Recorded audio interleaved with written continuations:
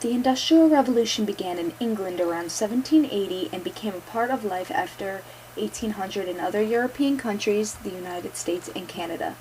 Organized competitive sports emerged during industrialization, but to understand how this occurred, sports must be analyzed as social constructions. People constructed and played sports as they coped with the realities of everyday life in rapidly changing families, communities, and societies. Depending on their position in society, they were either enabled or constrained by the powerful economic, political, and social factors that influenced everyone's life. The development of factories, the mass production of consumer goods, the growth of cities, and increased dependence on technology were major characteristics of the Industrial Revolution. These factors changed the organization and control of work and the dynamics of community life. They also combined to increase the number and proportion of middle-class people in most industrializing societies.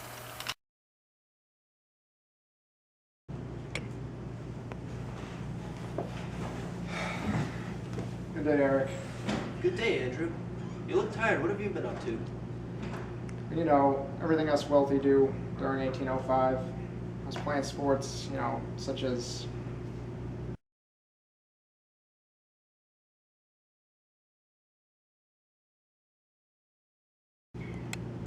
Wow, that looks fun, Andrew. The other day I saw some middle-class folk trying to get in on a cricket game. We put an end to that quickly.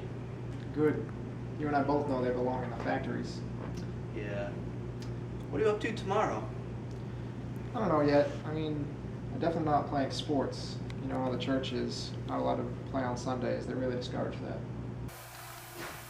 During this time, the wealthy members of society certainly had more opportunities to engage in sports and other leisure activities. The constraints of work and the lack of money and facilities made it difficult for working class people to engage in organized sports.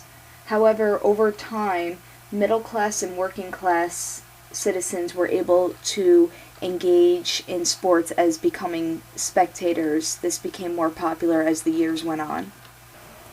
African slaves, who made up 20% of the U.S. population during the early 1800s, had few opportunities to engage in any games or sports beyond those permitted by their slaveholders. The dancing and other physical activities that occurred in the slave quarters emphasized cooperation and community spirit, qualities required for survival. These activities took forms based on African traditions and culture, and they were used to cope with the indignities of slavery. As you will see within the next film clip, men within the United States were discouraged from hanging around in pool halls, bowling alleys, and bars. Excuse me, what do you gentlemen think you're doing? Us wealthy men can do whatever we want. Go to pool halls, bars.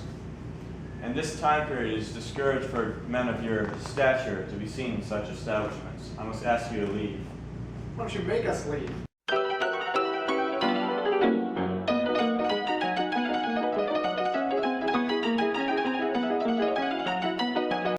Between 1800 and 1850, progressives and reformers in Europe and North America became concerned about the physical health of workers. Some wanted to eliminate exploitation, whereas others simply wanted to keep workers strong and healthy so they would be more productive.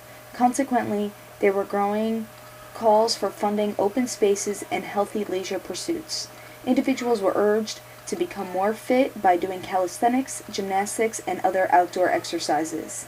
In the middle of the 19th century, exercises were often done by groups of men who worked together or had other community-based relationships with one another. In the late 1800s, clubs were formed in order to sponsor and control sport participation. These clubs were very expensive and exclusive and were geared towards the wealthy, upper class, and located in urban areas, and wealthy Eastern College students. The YMCA was founded in England in 1894 and the United States in 1851, and the YMCA was a club-like organization that was formed with less exclusive membership, more geared towards working middle-class people of the time. The YMCA offered the idea that physical exercise and sports were compatible with Christian beliefs, and again, were geared towards sport participation among middle-class workers during the Industrial Revolution. For the first time in history, people saw sports as tools for changing behavior, shaping character, creating national loyalty, and training workers to use teamwork as a tool for being more productive. This, in turn, provided a new reason for organizing and promoting sport participation. After the turn of the century, people began to think about the meaning and purpose of sport in new and serious terms. Hi, Doctor. Would you be able to explain to me the game of basketball? Nobody seems to really be explaining it to me. Yeah, sure. Basically, you just take the basketball and shoot it into a basket. What's a basket? So why'd you want to play basketball? Well, I would really like to play. I have some girls who want to play. We want to start a team, so I want to learn more about it. So we know medical research shows that women playing sports, it saps their energy needed to bear and conceive healthy young children. You could go play more ladylike sports such as gymnastics or figure skating. I guess that kills that dream.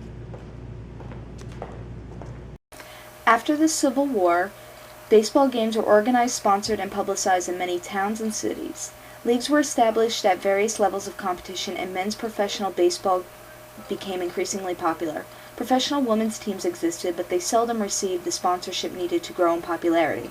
African American men developed teams and leagues around the country, although racism prevented them from playing in white-controlled leagues and stadiums. Whites during this time increasingly believed that blacks were intellectually and physically inferior beings. During the early 20th century, white scientists at Harvard and other prestigious universities published flawed studies proving that white superiority and black inferiority. As this racist ideology became more deeply embedded in the dominant culture of the United States, many whites began to view black athletes as a curiosity. When African Americans demonstrated skills in certain sports, whites quickly developed biological and genetic explanations for those skills. Therefore, many whites saw the achievements of blacks as proof that people with dark skin were less evolved than whites and had animal-like characteristics, making them successful in the sports that did not require much intelligence. Developmental theory in the early 1900s emphasized that all growth and character formation occurred during childhood and adolescence. Therefore, it was important for young people to play sports, but older people were already quote-unquote grown-ups and no longer needed the character-building experience provided within the sports. Medical knowledge at this time also discouraged older people from engaging in sports. Strenuous activities were thought to put excessive demands on the heart and organs in aging bodies. This did not prevent some older people from playing certain sports, but it did prevent the establishment and funding of organized sport programs for older people. Furthermore, when older people were physically active, they participated by themselves or in age-segregated settings. People with observable physical and mental impairments were denied opportunities to play sports and were often told that strenuous physical activities were bad for their well-being.